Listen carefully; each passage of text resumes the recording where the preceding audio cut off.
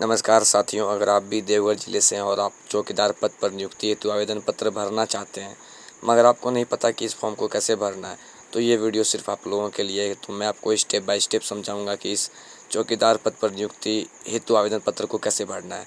तो सबसे पहले आवेदन की अंतिम तिथि जान लीजिए, जो कि आपको मैं बता दूँ कि आवेदन की अंतिम तिथि कब है। तो 21/4/2026 आवेदन की अंतिम तिथि है। तो इस आवेदन पत्र को भरने के लिए मैं स्टेप बाय स्टेप जानकारी देने वाला हूँ। तो इसके लिए आपको एक फ़ोटो पहले पेपर पे चिपकाना होगा। इसमें टोटल 3 पेपर आता है। अगर तीनों पेपर आपके पास नहीं है तो वो आप कमेंट करिएगा, तो मैं आपको तीनों फॉर्मेट उपलब्ध करा दूंगा, ठीक है। तो यहाँ पे फॉर्म में पहले अभ्यर्थी का नाम लिखना है, जो कि हिंदी में लिखना है आपको। इसमें इंग्लिश में मत भरिएगा, नहीं तो फॉर्म रिजेक्ट हो जाएगा। इंग्लिश में आपको निचले लाइन में भरना है, जो कि यहाँ पे लिखा हुआ है अंग्रेजी में, और वो भी कैपिटल लेटर में सारा का सारा। स्मॉल लेटर का यूज नहीं करना है इसमें। नेक्स्ट रहेगा कि पिता या पति का नाम डालना है, जो कि आपको हिंदी में ही पिता या पति का नाम डालना रहता है, जो कि आपको हिंदी में भरना होगा, इंग्लिश में नहीं भरना है। नीचे आपका अंग्रेजी में बड़े अक्षरों में पिता या पति का नाम डालना है। उसके बाद आपके आ जाता है जन्म तिथि, जो कि आपको अंकों में लिखना है। 1 2 3 4 ऐसे करके लिखना है। तो पहले दिन देना है, फिर कौन सा माह है जन्म तिथि का, और फिर वर्ष भरना है। और उसके नीचे आपको शब्दों में अपना जन्म तिथि लिख देना है, हिंदी में लिखिएगा। नीचे आपको डालना है दिनांक 1/1/2024 को उम्र आपका कितना हो गया। तो यहाँ पे आपका वर्ष लिखना है, यहाँ पे महीना लिखना है, यहाँ पे दिन लिखना है कि इतना वर्ष, इतना महीना, इतना दिन आपका 2024 के अनुसार हो गया है। अब अभ्यर्थी का स्थायी पता डालना है, जिसमें आपको पहले ग्राम डालना है, नीचे अपना बीट संख्या डालना। तो बीट संख्या में डालिएगा जहाँ से आप फॉर्म को भर रहे हैं, ठीक है। बीट ग्राम में डालिएगा जिस ग्राम से आप इस फॉर्म को भर रहे हैं। बीट संख्या में डालिएगा जहाँ का बीट संख्या अपने गांव का। तो नीचे आपका पंचायत डालिएगा और पोस्ट ऑफिस डाल के, थाना डाल के, यहाँ पे नीचे अंचल डाल दीजिएगा। देवघर जिला तो है ही, और पिन कोड वहाँ पे डाल देना, ठीक है। पिन कोड अलग अलग रहता है। अब बीट ग्राम और बीट संख्या में कन्फ्यूजन है, तो बीट ग्राम हो गया आपके गाँव का नाम, और बीट संख्या होगा जहाँ पे पद दिया हुआ है। पत्राचार के लिए यहाँ पे आपको सेम टू सेम एड्रेस चिपका देना, जो भी यहाँ पे अभ्यर्थी का स्थायी पता है, अगर वही है तो वही आप यहाँ पे डाल दीजिएगा, ठीक है। क्योंकि यहीं सारे बीट्स ग्राम और बीट संख्या में फंसते। तो बीट ग्राम में अपने गांव का डालना है, और बीट संख्या में डालना है जहाँ से सीट है। भले ही आपके गांव का नाम इसमें हो या नहीं, उससे कोई मतलब नहीं। अगर आपके गांव का नाम नहीं है तो भी ये चलेगा। अगला आपका आता है शैक्षणिक योग्यता। तो शैक्षणिक योग्यता में आपको यहाँ पे पता ही होगा कि होमगार्ड के लिए, ये चौकीदार के लिए आपको 10th पास मांगा गया। तो 10th पास के लिए यहाँ पे बोर्ड का नाम लिखिएगा, जिस बोर्ड से आपने 10th पास किया, नीचे किस वर्ष पास किया, उसके बाद आपको डालना है पूर्णांक, यानी कि टोटल कितना एग्ज़ाम था, कितने नंबर का एग्ज़ाम था, और आपने उसके बाद कितना नंबर प्राप्त किया, उसके बाद कितना प्रतिशत हुआ, और अंक पत्र की संख्या डालना है। नीचे अभ्यर्थी का आरक्षण कोटि डालना है। जो भी आपका आरक्षण कोटि होगा वो आप वहाँ पे हिंदी में लिख दीजिएगा, या फिर इंग्लिश में लिख सकते हैं, कोई इसमें दिक्कत नहीं है। जैसे लिखा हो वैसे आप वहाँ पे डाल दीजिएगा।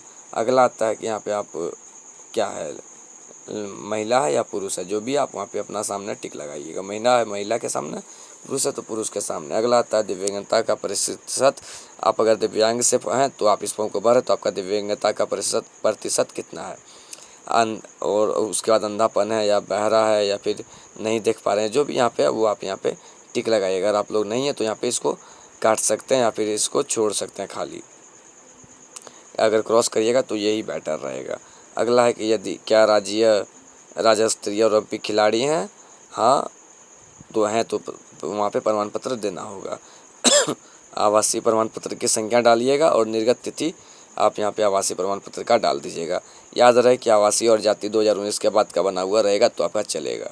तो इसलिए आपको नया जाति आवासीय के चक्कर में भी नहीं पड़ना। आप इस फॉर्म को पहले भरिए, उसके बाद यहाँ पे सेम टू सेम जातीय प्रमाण पत्र का संख्या और निर्गत तिथि, यानी कि कब आपका जातीय प्रमाण पत्र बना था। उसके बाद परीक्षा शुल्क में बैंक ड्राफ्ट संख्या, निर्गत तिथि यानी कि आपको ड्राफ्ट कब मिला, और बैंक का नाम और शाखा डाल देना, राशि डाल देना है।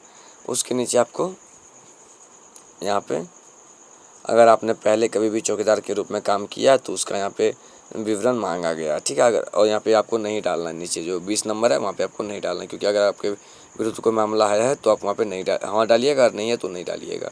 उसके बाद यहाँ पे ये जो है 21 नंबर सबके लिए नहीं है। जो चौकीदार में पहले से काम कर रहे हैं उसके लिए 21 नंबर दिया हुआ, तो वो आपको ध्यान में रखना, वहाँ पे आपको नहीं देना है। अगला आता है घोषणा पत्र। तो घोषणा पत्र यहाँ पे पढ़ सकते हैं। और अगर आपने घोषणा पत्र को पढ़ लिया तो उसके लास्ट आपको सबसे आखिरी पेज रहता है यही वाला जो आपको अभी दिख रहा है। तो टोटल यहाँ पे 3 पेज रहता है। लास्ट पेज रहता है जो कि आपको स्वयं भरना होता है। तो अब यहाँ पे आपको जो है